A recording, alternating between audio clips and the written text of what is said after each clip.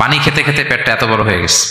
এই একই স্বপ্ন আরেকটা লোকও দেখলো, দেখে এক মূর্খের কাছে জিজ্ঞেস করলো। সে বললো, সর্বনাশ, এত বড় পেট হয়ে গেছে, তোমার ছেলে তো মারা যাবে। ঠিকই কদিন পরে ছেলেটা মারা গেল। আর একই স্বপ্ন দেখে এই লোক মুহাম্মদ ইবনে সিরিনকে জিজ্ঞেস করেছিল, উনি বলেছেন যে তোমার ছেলে তো অনেক বড় আলেম হবে। ঠিক তাই হয়েছে, ওই ছেলে অনেক বড় আলেম হয়েছে। তো ফাইনা রুইয়া তাকউ আলা মা তুআব্বার, স্বপ্নের ব্যাখ্যা তেমন হয় যেমন এটার ব্যাখ্যা করা হয়। রাসূল সাল্লাল্লাহু আলাইহি ওয়াসাল্লাম একবার স্বপ্নে দেখলেন যে তিনি, ওনাকে দুধ দেয়া হয়েছে, বাটিতে দুধ খাচ্ছেন, পরে আঙ্গুলের ফাঁক থেকে দুধ বেরোচ্ছে। এই সামান্য একটু দুধ রাসূল সাল্লাল্লাহু আলাইহি ওয়াসাল্লাম উমরে ফারুককে দিলেন। সাহাবারা বললেন, মাদা আউয়ালতা বিহি ইয়া রাসূলুল্লাহ, এটা তাওয়িল কি?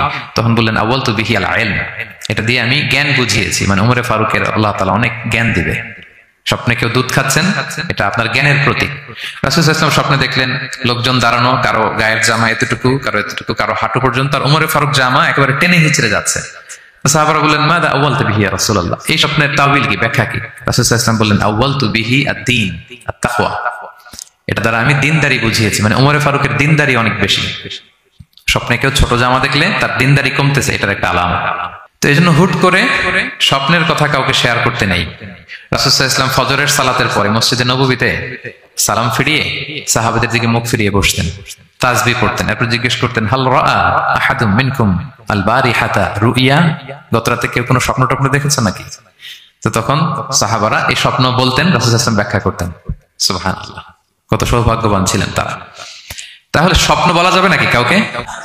খুবই শুভাকাঙ্ক্ষী, আপনার একেবারে ক্লোজ ফ্রেন্ড, তাকে বলতে পারেন। আর অনেক বড় আলেম যিনি ভালো ব্যাখ্যা করতে পারবেন, আপনাকে গাইড করতে পারবেন, তাকে বলবেন, এছাড়া বলা যাবে না। আর খারাপ স্বপ্ন তো বলাই যাবে, আল্লাহ তাআলার কাছে পানা চাইতে হবে। তাহলে ঘুমিয়ে ঘুমিয়ে যেটা দেখি এটা কারোর কাছে বলা যাবে না। আর যেটা পাওয়ার আকাঙ্ক্ষা মানুষকে ঘুমাতে দেয় না, ওইটাও একটা স্বপ্ন। বলে না যে আমার জীবনের স্বপ্ন আমি এটা করবো, এটাও স্বপ্ন।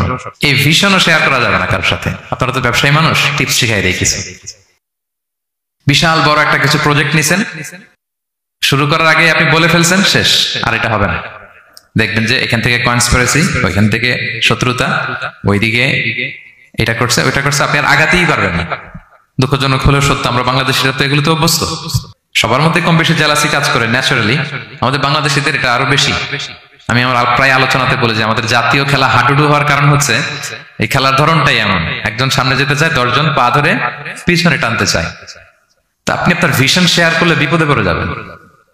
আপনি প্রপার হোমওয়ার্ক করবেন, গ্রাউন্ড ওয়ার্ক করবেন, কাউন্সিলিং করবেন, প্রজেক্ট দাঁড় করাবেন, লঞ্চিং প্রোগ্রামের দিন সবাইকে জানাবেন, সব রেডি। এবার আর কেউ কিছু করতে পারবেন না, দাঁড়াই গেছে, সব রেডি আমার।